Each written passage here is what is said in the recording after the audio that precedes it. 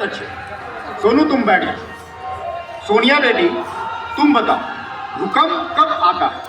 भूकंप का पूर्वानुमान लगाना मुश्किल है सर। अच्छा। पृथ्वी के नीचे मौजूद प्लेट घूमती रहती हैं, जिसके आपस में टकराने पर पृथ्वी की सतह के नीचे कंपन शुरू होता है।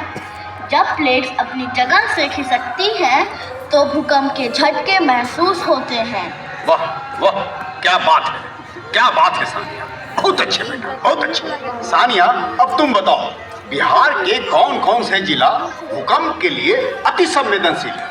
जी sir, updated design code BIS 2025 के तहत एक संशोधित भूकंपीय मानचित्र जारी किया गया है, जिसमें बिहार के निकटवर्ती क्षेत्रों सहित संपूर्ण हिमालय क्षेत्र को उच्चतम जोखिम वाला नया जोन 6 में शामिल किया गया है सर, जिसमें बिहार के 2 जिले दरभंगा और मधुबनी को रखा गया है सर। वाह वाह बच्चों वाह, तुम्हें तो सब कुछ याद है, तुम लोग कुछ नहीं भूले। सोनिया बैठ जाओ बेटा, तुम बैठ जाओ। सोनू, भूकंपीय क्षेत्र 3, 4, 5 का क्या अर्थ होता है बेटा, बताओ। जी सर, भूकंपीय क्षेत्र 3 का अर्थ है मध्यम क्षति जोखिम क्षेत्र, 4 का अर्थ है उच्च क्षति जोखिम क्षेत्र और 5 का अर्थ वो क्षेत्र जहां आज से अधिक तीव्रता के भूकंप आ सकते हैं। वाह वाह, बहुत अच्छे, गुड, वेरी गुड, बहुत अच्छे सोनू। यानी अपना बिहार राज्य भूकंप की दृष्टि से अति संवेदनशील और भूकंपीय क्षेत्र, क्या समझे? और एक बात और बच्चों, इसे ध्यान से सुनो और हमेशा याद रखें, उच्चतम श्रेणी जोखिम वाला क्षेत्र जोन 6 वो सबसे खतरनाक श्रेणी में रखा गया है, इसे हमेशा याद रखें, क्या समझे? जी सर। अच्छा बच्चों, एक बात और बताओ, दरभंगा और मधुबनी जिला को उच्चतम जोखिम जोन 6 में रखा गया है, तो बाकी के जिले कौन कौन से जोन में आते हैं ये बताइए। सानिया बेटी तुम बताओ। जी सर, भागलपुर, बांका, जमुई, मुंगेर सहित 12 जिला को उच्च जोखिम वाला जोन में शामिल किया गया है सर। बहुत अच्छे, बहुत अच्छे। यानी नई भूकंपीय जोन मैप में पूर्वी बिहार और कोसी सीमांचल क्षेत्र के जिले अधिक खतरे वाले क्षेत्र में आ गए, क्या समझे? पहले ये जोन 4 में थे, अब इन्हें जोन 5 या 6 में रखा गया, क्या समझे? जी सर। इसलिए भवन निर्माण और बुनियादी ढांचे के लिए भूकंप रोधी उपायों का कठोरता पूर्वक पालन करना है, क्या समझे? और साथ ही साथ लोगों को जागरूक भी करना है, क्या समझे? जी सर। अच्छा एक बात बताइए, आप ये सारी बातें जो हम आपको स्कूल में पढ़ाते हैं, आप अपने घर में और अपने दोस्तों और रिश्तेदारों को बताते हैं? जी सर, बताते हैं। जोर से बोलिए। जी सर, बताते हैं। चलिए, बहुत अच्छी बात है। सर, मुझे ना आपसे एक बात पूछना है सर। हाँ हाँ पूछो सोनू, क्या पूछना चाहते हो? सर, क्या हम तो भूकंप को रोक नहीं सकते हैं क्या? नहीं, भूकंप को रोक नहीं सकते। देखो सोनू, भूकंप को ना रोका जा सकता है और ना भूकंप की भविष्यवाणी की जा सकती है, लेकिन हाँ, भूकंप के कारण होने वाली जान माल की क्षति को हम कम कर सकते हैं। देखिए, भूकंप से किसी की मृत्यु नहीं होती है, लेकिन सर कुछ वर्ष पहले नेपाल में जो भूकंप आया था, उसमें तो बहुत सारे लोग मर गए थे। हाँ हाँ, सही सही सही। ये लोग मार गए थे। बिल्कुल बिल्कुल सही बात है, सही बात है बच्चों। मौत भूकंप से नहीं, भूकंप के कारण जो घर, मकान, पुल पुलिया ढह गए, गिर गए, उससे दबकर लोगों की मौत होती है। और हाँ, हम अगर अपना घर का निर्माण भूकंप रोधी तरीके से कराएं, तो जान माल की क्षति को कम कर सकते हैं, क्या समझे? जी सर। जी सर। जी सर जी। अच्छा बच्चों, अगर हम किसी मकान के अंदर हैं और भूकंप आ गया, तो हमें क्या करना चाहिए?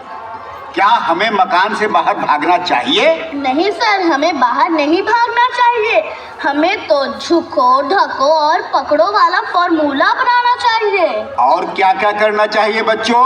और हमें मकान के अंदर ही टेबल, कुर्सी, चौकी या पलंग के नीचे छुपकर उसे पकड़कर रहना चाहिए। बिल्कुल सही, बिल्कुल सही। झुको, ढको, पकड़ो वाला ही फॉर्मूला अपनाना चाहिए। बहुत अच्छा, बहुत अच्छा। बच्चों, अब छुट्टी का समय हो रहा है। आप लोग अपने अपने घर जाइए और जो बातें यहाँ आप सीखे हैं उन बातों को अपने माता पिता और आसपास के लोगों को बताइए, उनको जागरूक कीजिए कि भूकंप से कैसे बचा जा सकता है। जी सर। कम से कम क्षति हो। जी सर। ठीक है। छुट्टी सर। हाँ, छुट्टी। परिणाम सर।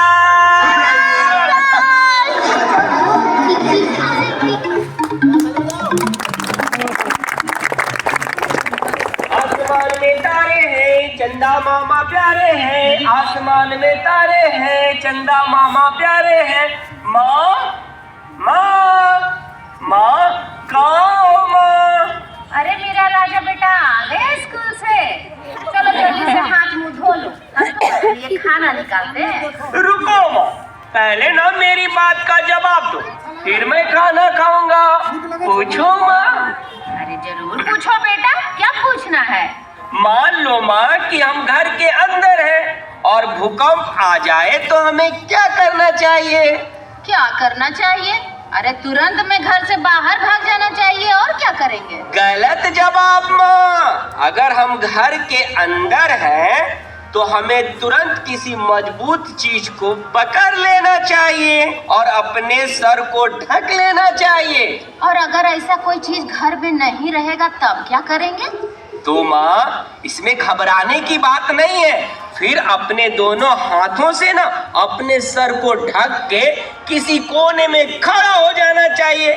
इससे हमारी जान बच सकती है माँ। अरे वाह वाह राजू बेटा, वाह क्या बात है। हमारा सोनू बेटा तो बड़ा होशियार हो गया है।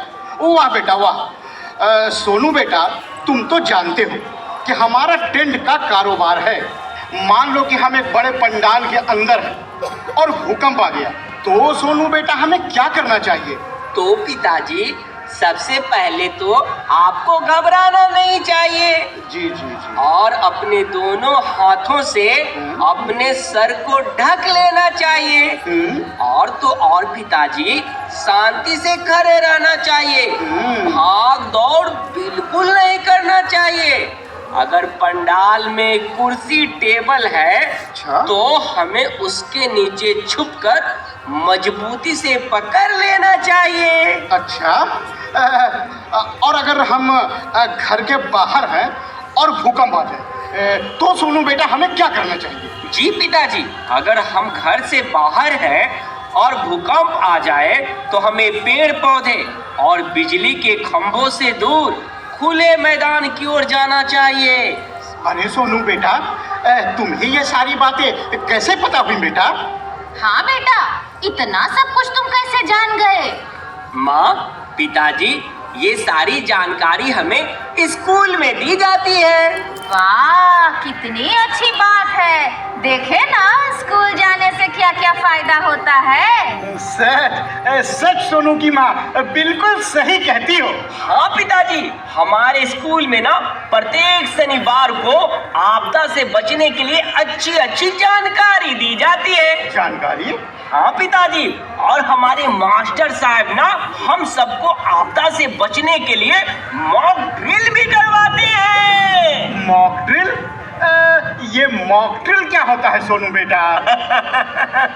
पिताजी, मॉक ड्रिल का मतलब है आपदा से बचने का पूर्वाभ्यास। पूर्वाभ्यास? हाँ। इसी को मॉक ड्रिल कहते हैं। वाह वाह, क्या बात है सोनू बेटा, वाह। माँ, मुझे जल्दी से खाना दो ना माँ, मुझे बहुत जोरों की भूख लगी है माँ। हाँ, मुझे भी बहुत जोर से भूख लगी है भाई, जल्दी खाना दो। अरे ला रहे हैं, आप लोग चिल्लाइए मत।